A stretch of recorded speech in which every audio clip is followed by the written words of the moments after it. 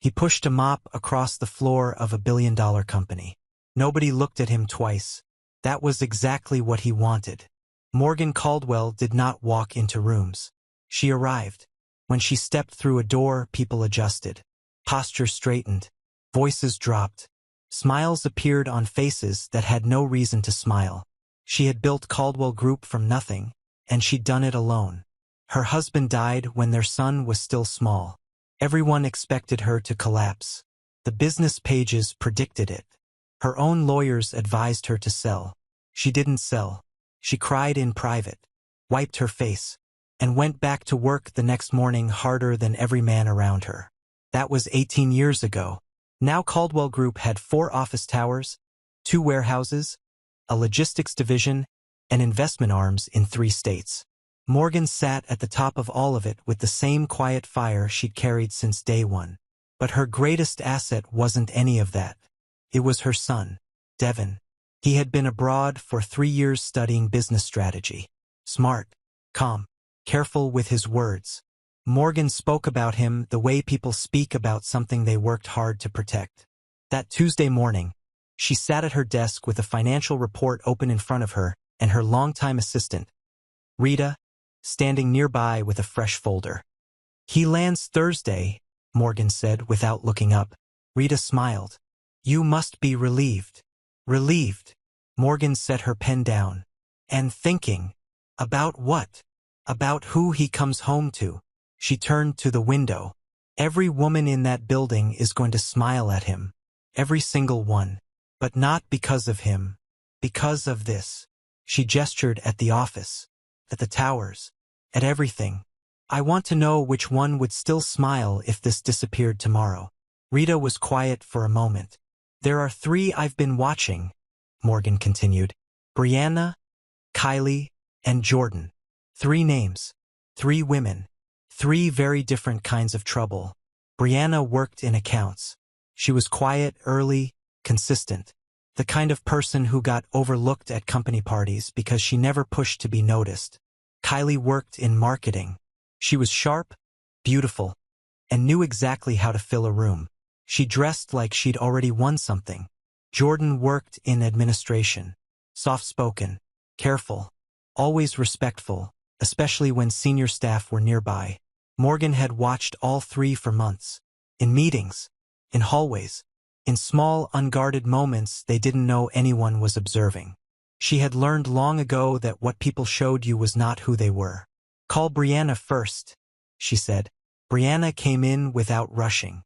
She sat with her hands folded in her lap and waited without filling the silence. Morgan studied her. "I called you because my son is coming home," she said. "And I've been watching you. Not because you did something wrong. Because you haven't." Brianna blinked. "Ma'am, you come early. You do your work. You treat the receptionist the same way you treat department heads. That matters to me." Morgan paused. "I'm not arranging anyone's marriage. My son makes his own choices. But I'd like him to meet you when he's settled." Brianna was quiet for a moment. "I'm grateful," she said. "Truly. But I don't know your son. And he doesn't know me. Whatever's supposed to happen, I think it should happen on its own." Morgan watched her. "You're not excited." "I'm grateful," Brianna said again. "But I don't want to start dreaming about someone I've never met. That's not fair to either of us." The answer landed quietly without performance. Morgan nodded once. "Don't say a word about this conversation." "I won't," Brianna said. She stood, thanked her, and left without looking back. The door closed. Morgan sat still for a long moment. Then she reached for her pen and wrote one word on a notepad. She didn't let anyone see it. "Rita, get me Kylie." Kylie arrived like the weather changed. She was smiling before she sat down. Poised, bright, perfectly assembled. "Kylie," Morgan said. "My son is coming back from abroad." "Oh my goodness." Kylie pressed her hand to her chest. "Congratulations. You must be so happy." "I am. I've also been watching you. You're talented. You know how to read people. You work hard when it matters." "Thank you so much. Honestly, that means everything coming from you." I'd like him to meet you when he returns. Something shifted behind Kylie's eyes. Just barely. But it shifted. Your son, she said slowly. Yes, yes, of course. I would be honored. She folded her hands. You won't regret this. I promise. Morgan thanked her and dismissed her. Kylie walked down the hallway and didn't make it 15 steps before she felt the weight of the moment fully land. By the time she reached her desk, she wasn't working anymore. She was somewhere else entirely. Somewhere with private cars and first-class flights and staff who greeted her by title. Her desk neighbor, Aisha, noticed immediately. Why are you glowing? Did you get a raise? Kylie glanced around. Some things are bigger than a raise. Tell me. Not here. Aisha's eyes went wide. But Kylie picked up a folder and pretended to read it. Inside, she was already practicing a new name. Future Mrs. Devon Caldwell. Back in her office, Morgan wrote a second word on her notepad. She called Jordan next. Jordan arrived softly, the way she always did. She thanked Morgan for calling her. She listened. She said the right things. You've sacrificed so much. God has kept him for you. You deserve this peace. Morgan watched her speak and noticed how carefully each sentence was built. I've been watching you, Morgan said. Your calmness is something. Thank you, ma'am. My son is old enough to settle down. I'd like him to meet you. Jordan's expression stayed perfectly measured. I'm grateful. Truly. A man raised by a woman like you must be something special. Morgan thanked her and let her go. Jordan walked back to her desk slowly. Unlike Kylie, she didn't float. She calculated. This is my opening. I just need to be in the right position before anyone else moves. She started that same afternoon. Subtle visits to Rita's desk. Small gifts. Careful questions wrapped in casual conversation. Auntie Rita, how is Madam holding up with everything? She's fine, honey. And her son. Is he coming back soon or is it still a while? Rita smiled without answering. When Madam wants people to know, she'll say. Jordan laughed softly and walked away. But she'd already planted a flag. Thursday came. Devon Caldwell stepped off the private jet and into his mother's arms. He was tall. Calm, brown-skinned with close-cut hair and the kind of stillness that made you think he was always listening even when he wasn't talking. That evening, after he'd eaten and rested, Morgan sat with him. You have something to say, he said before she could start. You know me too well. You've had that face since dinner. It's about the future. He leaned back. Sounds serious. 3 names. Brianna, Kylie, Jordan. He blinked. 3 women. They all work in the building. I've been watching them for months. So before I even unpack, you're already running interviews. I'm not running interviews. I'm pointing a flashlight. She looked at him. Devon, when you walk into that building as my son, every single person will perform. They'll smile. They'll be gracious. They'll say the right things. You won't see anyone. He was quiet. But if you walk in as someone they think has nothing, she let it sit. You want me to go in as a cleaner. She hadn't said it. He had. I want you to tell me how it sounds to you, she said carefully. He thought for a long time. I've seen how people treat janitors, he said finally. They talk around them like they're furniture. They drop things on purpose. They act like the whole office belongs to them. Yes. Then that's exactly why I should do it. He looked at her. If any of those women can look at a man they think is broke and still treat him like a human being, I'll know. If they can't, he spread his hands. I'll know that too. Morgan was quiet for a long moment. You're your father's son, she said. Is that a yes? That's a very cautious yes. I can handle cautious. Don't expose yourself when they insult you. I won't. Promise me. I promise. She picked up her phone and called her operations manager. Caleb arrived in 10 minutes. A serious, loyal man who had worked for Morgan for 7 years. She trusted him completely. Caleb, she said. My son is going to join the cleaning staff tomorrow morning. No one can know who he is. Caleb looked at Devon. Sir, most staff don't know your face. They've been expecting you to show up in a suit. So I won't wear a suit. What name? Devon. is common enough. Nobody will connect it. I'll speak to the cleaning supervisor first thing. You'll have a uniform and an assignment. Nobody else knows, Morgan said. Just us three. Understood, ma'am. The plan was set. Tomorrow, the heir to Caldwell Group would carry a mop. He looked nothing like a billionaire.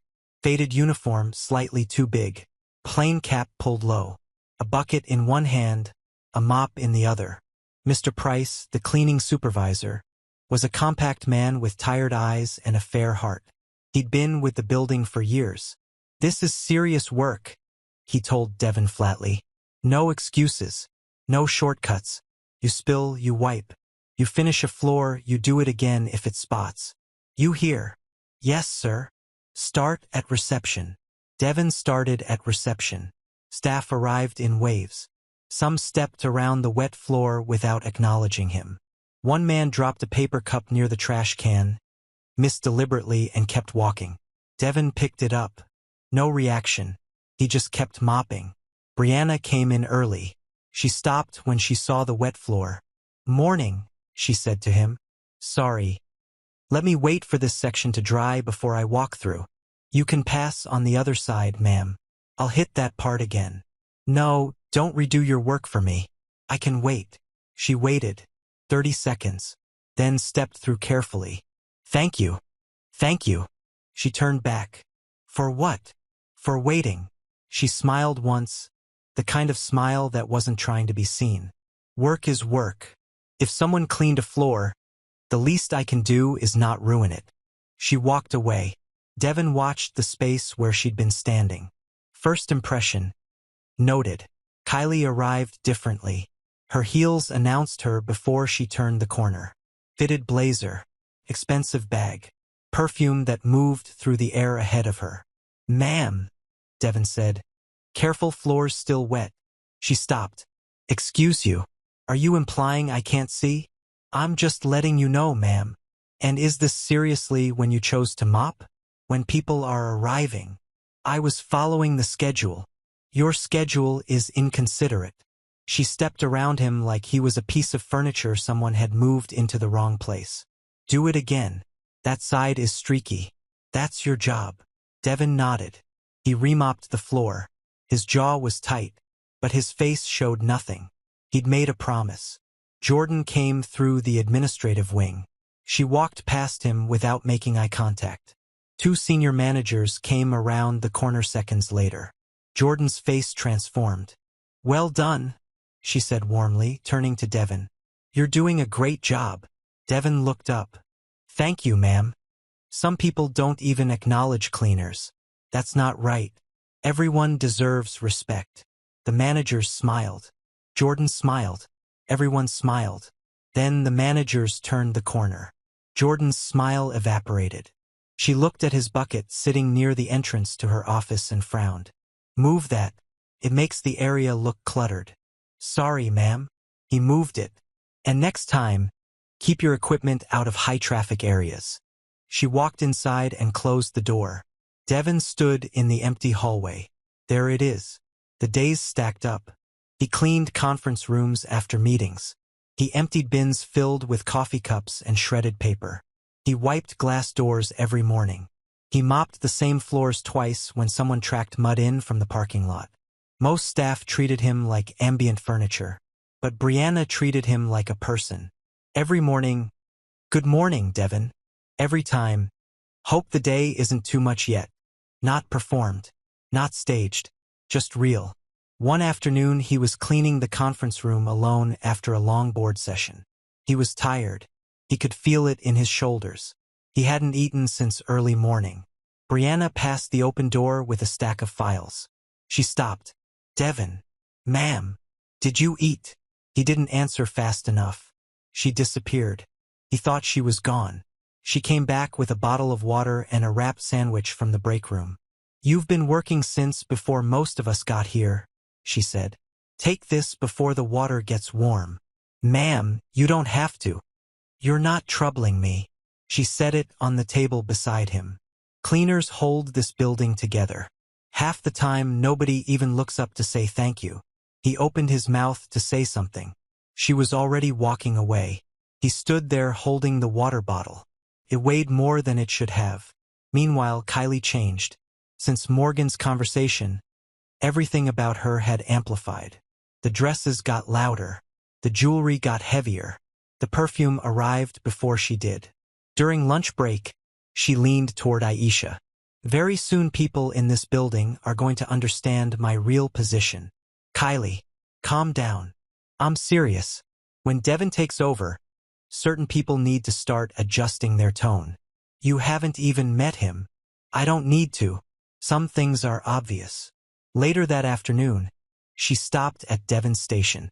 Cleaner. He looked up. Come wipe my desk again. Ma'am, I wiped it an hour ago. I didn't ask what you did an hour ago. He walked over. She watched him work, then deliberately knocked over a small cup of water from the edge of her desk. It splashed across the floor. Look what happened, she said slowly. Now clean that too. She looked him over. You're actually not terrible looking. It's almost a shame. Some people are born to sit in offices and some are born to clean them. You clearly got the short end. Will that be all, ma'am? Don't leave it sticky. He walked away without a word. Behind him, Kylie felt nothing. That was the most telling part. The moment that changed everything came midway through the second week. Kylie was walking from the break room with a cup of tea when Marcus, a junior intern, came rushing out of the records room with an armful of files. They collided. Tea across her hand. Papers across the floor. Are you serious? She pulled back from him like he'd burned her. Watch where you're going. I'm so sorry, I didn't see. You didn't see me? She held up her hand. You could have scalded me. What is wrong with you? I'm really sorry, ma'am. Cleaner. She didn't even look at Devin. Just aimed her voice. Come clean this up. Right now. Marcus stood frozen. Brianna was passing the hallway when she heard it. She stopped. Kylie. There's no need for that. Kylie turned. Excuse me? You don't have to speak to him like that. It was an accident. Are you seriously defending him? He's a person. Brianna's voice was steady. Before he's an intern, he's a person. He apologized. That's enough. Kylie stared at her. You're defending a cleaner now too? Is that your thing? I'm defending a person who's doing honest work. And that's not less than what you or I are doing. Kylie made a sound and walked off. Marcus quietly said thank you. Brianna nodded once. Just do your work well. Devin had heard everything. He didn't react. But something in his chest settled. The way something does when you finally stop second-guessing something you already know. Jordan saw the moment too. But she reacted differently. The next morning, she appeared near Devin's station with a small snack bag. Devin. She extended it toward him with two senior staff visible at the far end of the hall. You've been working since early. Take this. Thank you, ma'am. She smiled like she'd solved something. Later, when they were alone, she dropped the performance.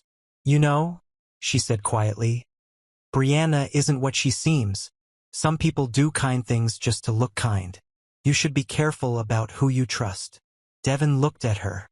That's generous of you. She blinked at the flatness in his voice. He walked away. She watched him go, a cold feeling settling behind her ribs.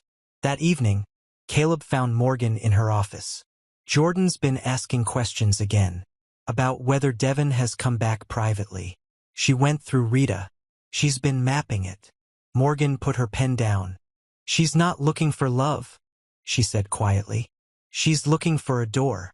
Devin and Brianna kept talking. Not loudly, not noticeably. Small conversations after hours. A short exchange near the stairwell. Notes, he started leaving them tucked into her file folder when no one was watching. Don't let this office take your peace. She read it twice. Smiled for the rest of the afternoon without knowing why she was smiling. One evening she stayed late to finish a report.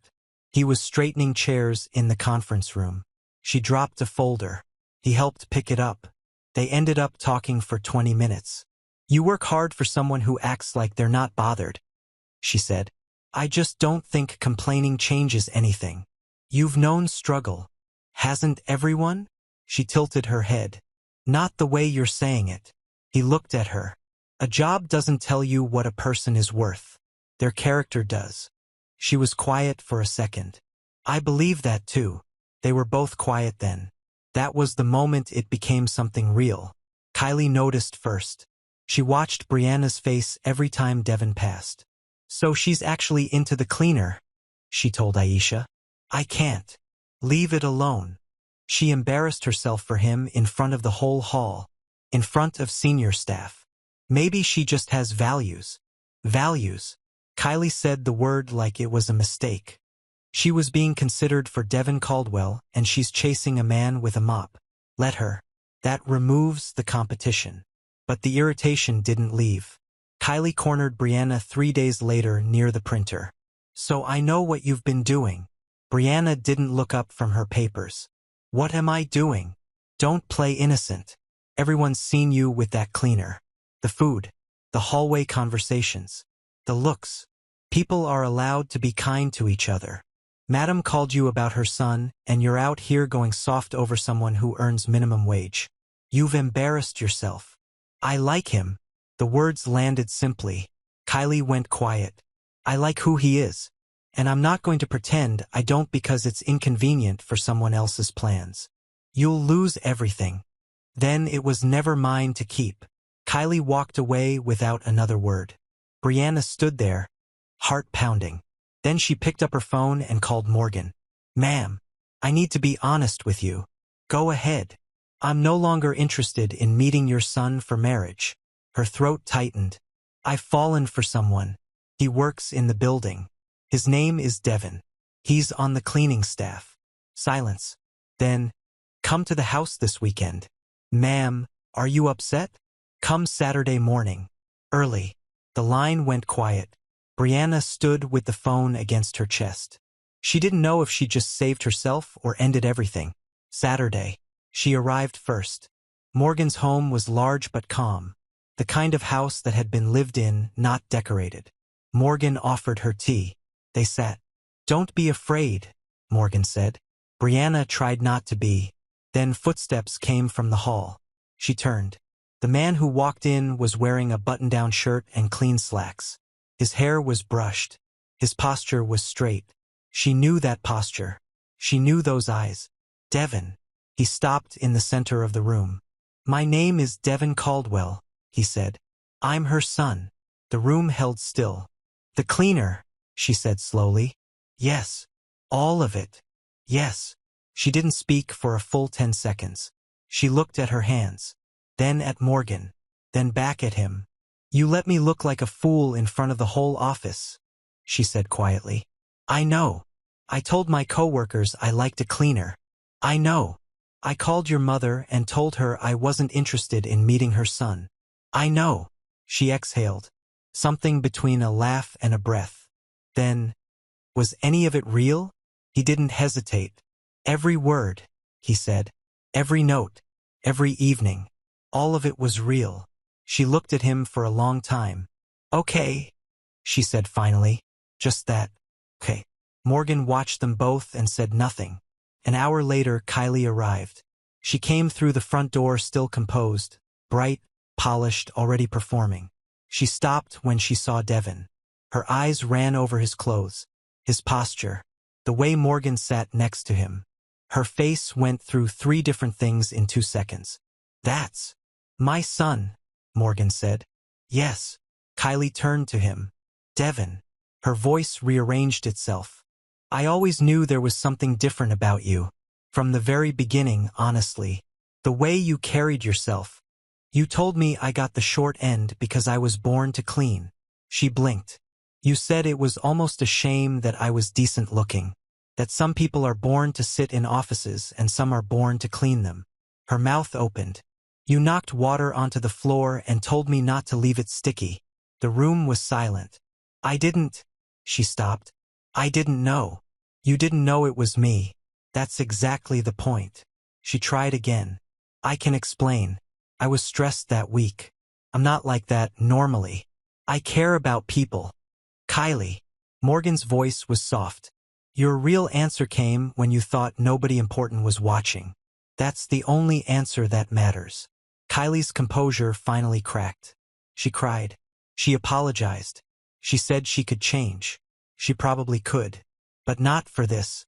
Jordan arrived last. She was the most careful one. She came in quietly, read the room immediately, and adjusted. She didn't insult Devin. She didn't pretend she'd always believed in him. She smiled graciously at Brianna and said congratulations. But when Morgan spoke privately with Caleb later, Caleb confirmed everything. Jordan had spent 2 weeks running quiet intelligence, probing Rita, mapping Devin's return, calculating angles. She never wanted the man. She wanted the position. She's talented, Morgan said, and she'll go far if she learns to use it honestly. She had Caleb reassign Jordan to a role with more responsibility but less access to sensitive information. Jordan accepted the reassignment without complaint. She understood what it meant. The Monday after, every employee at Caldwell Group was called to the main conference room. Devin walked in beside his mother. Not with a mop. In a suit. The same face. The same calm. The same man who had mopped their floors and emptied their bins and been told not to leave the floor sticky. The room made a sound like air being let out of something. Devin stood at the front. "I've worked in this building for 2 weeks," he said. "Some of you were kind to me. Some of you didn't see me at all. A few of you made sure I understood my place. Nobody moved. I'm not here to punish anyone, but I am here to change something." He paused. "The people who keep this building clean, who drive the company cars, who work the loading dock, who answer phones and sort mail and run files, they are not furniture. They are the reason everything else works." He looked around the room. Salaries for cleaning and maintenance staff are being reviewed upward. Break areas are being upgraded. A formal respect policy goes into effect immediately. Anyone found demeaning another employee based on their role will face disciplinary action. Not a warning. Action. Silence.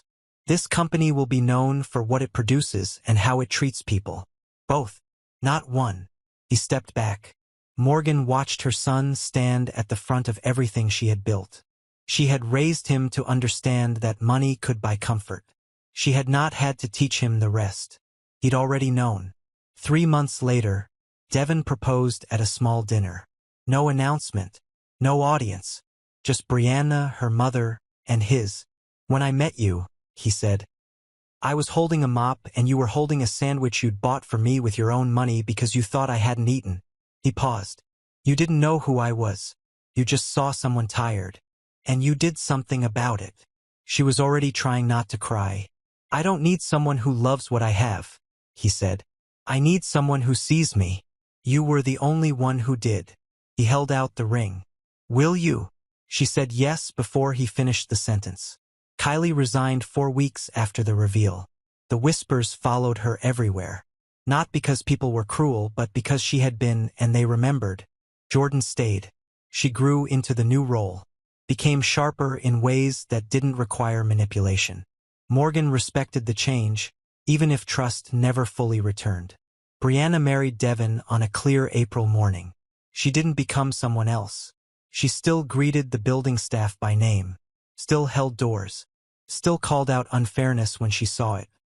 Not because it made her look good, but because it was the right thing and she'd always done it that way. Devin watched her sometimes, in quiet moments, and thought about the first morning. The wet floor, her waiting without complaint so she didn't ruin his work. A small thing, but he'd learned something about people from it. The ones who respect the work are the ones who understand what work costs. Morgan sat at her desk 6 months later. The same desk, the same view, the same quiet fire. Rita set a file in front of her. "The quarterly review is ready. Leave it." "Yes, ma'am." Rita paused at the door. "Ma'am, you knew, didn't you? From the very beginning. You already knew it would be Brianna." Morgan picked up her pen. "I knew who I was looking for," she said. "I just needed to see if she was who she'd always been." Rita left. Morgan looked at the window. Outside, the city moved. Inside, she thought about a morning long ago when she'd cried in private and wiped her face and gone back to work. She had not known then that the hardest thing she would ever build was not a company. It was a life worth passing down. The uniform never changed who he was. It only showed everyone else who they were.